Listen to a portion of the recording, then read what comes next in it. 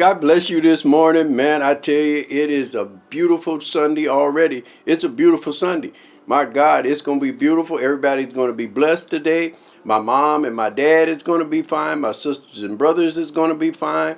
My job is fine. I got something to eat today. It's fine. I was warm last night. I went over to the thing, got a little cold, and I turned it up. That's a blessing right there. I wish I had a church to clap back with me. Come on, let's give the Lord a clap offering this morning because we done made another year.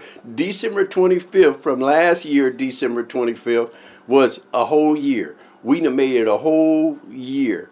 Come on, somebody. I know I didn't have everything I wanted. I don't have the job I wanted. My husband not acting right. My wife walked out on me. My car stopped. My dog not feeling good. My goldfish is swimming on their side. I know a lot of stuff is going on, but I'm excited about what God is doing in my life. And you have to take this thing personal and run with it. My God, it's not how you start the race. My God, it's how you finish. That's good news all by itself. Well, listen, I wanted to dive into something really quick. And then me and the Lord had a little problem last night. I had something already set up to preach. I was ready to give a good word. I got it all down because he gave me the green light to do that. But then he interfered. And I called it spiritual attitude. And I got to be obedient. And he said, go to the book of Revelations chapter 3, verses 15. And this is a scripture we've heard it a lot. I'd rather for you to be hot or cold.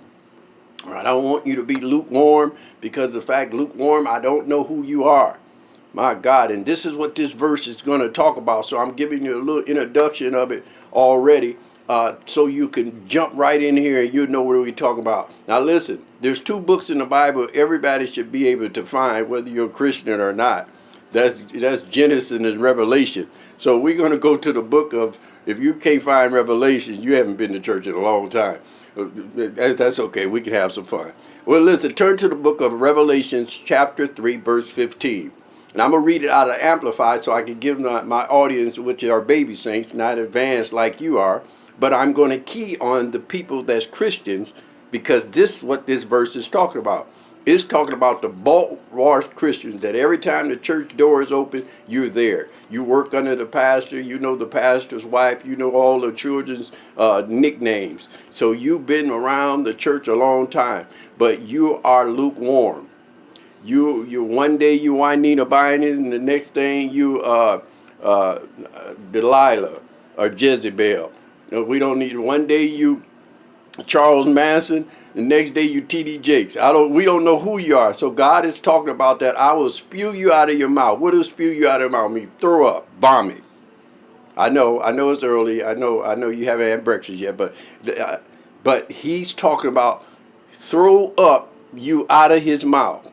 Now, all of us know throw up is nasty. I don't even want my own throw up. And I hate to talk like that, but I got to keep it real because this is what God is talking about. And this is how he does not like so-called Christians that say you're a Christian to be going to church this morning with all the wrong motives. You going there to roll your eyes at Vera because she rolled her eyes at you last Sunday. You going there to see somebody else's man. You going there to pick up that girl that was cute. You called your boys and say, man, let's go to church, man. I got to get this girl. There's all the wrong motives. Now, the worldly people, the people coming out of the world, coming into church, it is our job as Christian people to get around them and herd them into the right way, if that make any sense. Let me read this in your hearing. Revelation chapter 3, verses 15. It reads, this Amplified Bible. I know you worked that you are neither cold or hot. I wish you were cold or hot. Let me read that again. I know your works, that you are neither cold or hot. I wish you were cold or hot. So in other words, what he's saying in that verse, let me know who you are. Because who you're playing, I can't tell who you are. Verse 16, it says, so because you are lukewarm and neither hot or cold, I will spew you out of my mouth. Other words, he vomit. And it says it said vomit. You out of my mouth. So you know right then that that's nasty, and then he does not care about your nasty attitude going to church with an attitude this morning when you go in there. Your goal to go into church is to go in there And how you doing this morning? God bless you. How's the babies? I know we got 6 feet. I would love to hug you, girl. How's the babies doing? How's that beautiful husband of yours doing? Girl, how you doing?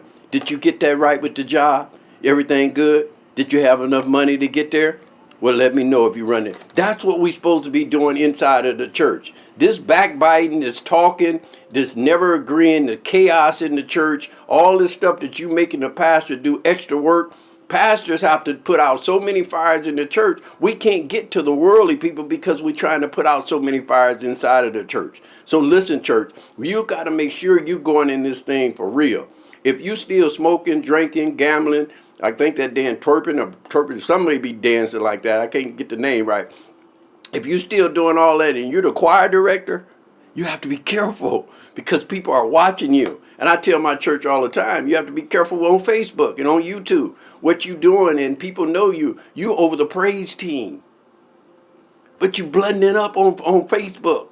Gotta be careful because you're showing a wrong face of going to church. You got to either be cold or hot. Let me tell you what we are as Christians. Now there's a water hose in most of our houses, unless you had an apartment complex. You gotta when they made that house, they made it for an outside faucet to have a water hose. Now, when you turn that water hose on, if you expecting to get some hot water out of there, it's not going to happen. You have to, Christian people are the sink, the faucets at the sink. Now, all of us know what that look like. You got two nozzles. You got a hot and you got a cold. Now, what God is talking about there, you Christians should be running hot. You hot. See, he don't want you to say, yeah, I'm a Christian. Run you some hot bath water right now, and then talking about take the bath tomorrow. Well, that water is not going to be hot tomorrow. It's going to be lukewarm, room temperature. And God said, I don't want you room temperature. I need you to be hot or cold. Either you're not for me or you're for me, so I can work on the people that's not for me. You have things to work on with them people. But if you are a Christian and you're lukewarm, how can you put out fruit when you're not fruitful? Do that make sense? And he said, I'll spew you out, I'll vomit you out of my mouth. You be running the church doing this and a hypocrite inside that church. I'm telling you, I know it's not a great word. I wanted us to shout and be happy this morning, but I have to give you what God has given me to give you. Because somebody's going to hell if we keep doing that. And we got to preach this. We cannot have the club inside the church. Church, this is not no time for you to be rolling eyes. Talking about this is my seat. I don't want nobody sitting here. That is not your seat. You're first come, first serve. And if you be at church on time, you would get your seat. I ain't gonna get no help right there. So this is what he's talking about. You're praise and worship in church. You speaking in unknown tongue, but they can't stand you at your job.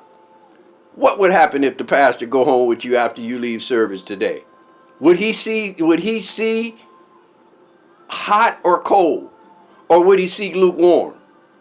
Well, I hope he see either cold, either they still worldly, and I got some work. I can deal with that. I can deal with a person coming to the church and smell like weed, smell like alcohol, or smell like he didn't have a bath, or need some help, or just want to find a ministry. I can deal with you on that level because I know what you need to do. You need the guideline of this world, this word, to take you to another level. So church, I'm telling you, if you're going to church today for any other reason but to get your life to another level with God, or to help somebody else go to another level with God, you're going to church for all other wrong reasons. So I'd rather for you to be cold or hot. You are the faucet. Now that faucet, you could turn that on to hot, and you can shut that valve off of cold. Now what happens, what he's talking about, when you start adding sin into your Christian walk, I know he married a girl, I got to get him. You open that valve to add a little cold water in there. I lied to mama again. I skipped school. You add a little cold to that. Come on, church, talk back to me. I can't stand them. I wish the pastor would stop having her do something. I ain't never liked her since she came to church. She already been thinking she was something. You add some cold water to your hot water. Now you looking lukewarm because you keep adding cold water to your dishwater. You're going to make that water lukewarm. Come on, talk back to me. You don't need a degree from Harvard to understand this message. God is telling you, don't be a hypocrite in this church. This is not a fashion show. I'm not talking about don't look good. Put your best on for God. Then come as you are. Do we have to wear dress clothes? No, he ain't talking about no clothes. Clothes don't make you no Christian. I wear suits all the time, but I can be a hypocrite. That don't make me no good pastor wearing a nice suit. My life, you guys got to look at my life and say, well, Pastor Charles, he is like that. Because if y'all see me any kind of way, y'all gonna kill me. At least the church is. Now the world, if I was on here smoking a blunt right now, and y'all say, ooh, the church gonna say that's ridiculous. He shouldn't be smoking no marijuana. What kind of pastor is he? What he drinking like that? He's at the club, at the casino. What kind? That's the church folk. But the worldly people gonna be like, well, ain't nothing wrong with no blunt. Hey, he a man. He drink. Everybody in the Bible drink. Hey. Come on, somebody. God still used them. If I mess up in the church with some church women, the church folk gonna kill me. So please, praise me now.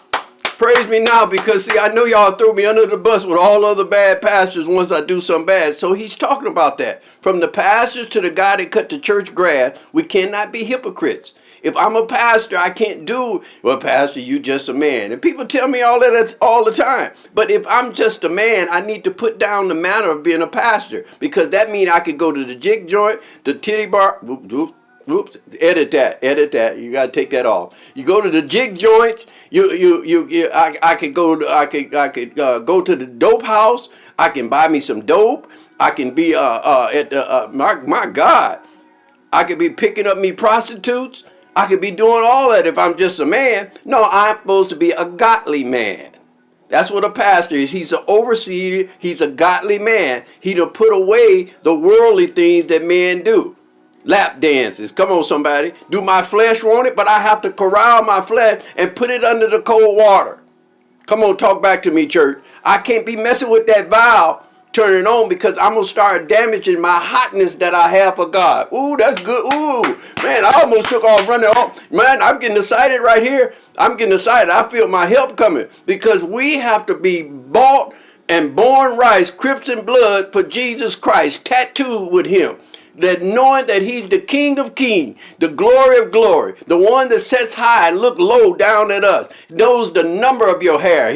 Come on here, 1, 2, 3, 4, 4,000. You got 3,362 hairs in your head. He counted. Why? Because he took time to know us. He made us like the man made the cell phone. Apple made the computers. God made us. He gave man the knowledge to make the computer, which he had made the computer in our mind already. Look how far you could think back. You know when your kids was 3 years old, what they said when they was 4.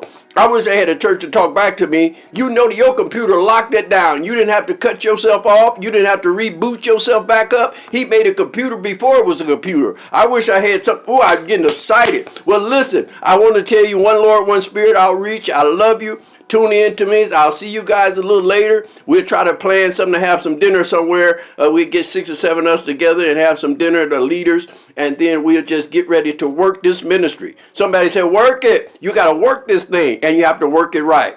I love you. You guys be safe out there. Go to church today with a difference. Speak to somebody that you haven't spoke to. You can't hug nobody right now, but wave at them. Give them a little dap and tell them, you know what? Let's squash that what we did last year. This is going into a new year. I know that you used to go with my husband. I know that. You're married. I'm married to him now. Let's squash that and move on. I know you owe me that money and you supposed to be a deacon and you ain't paid me back, but let's squash that. We don't have to bring this to the pastor. Come on. I know you arguing because you wanted to wear green for the pastoral thing. And come on. And they pick blue. Now you got attitude. We don't have time for all that in the church. There are some people that's hurting in this world and we need to reach them as Christians. So listen, be hot or cold. Stay away from being lukewarm. I love you. Wear your mask.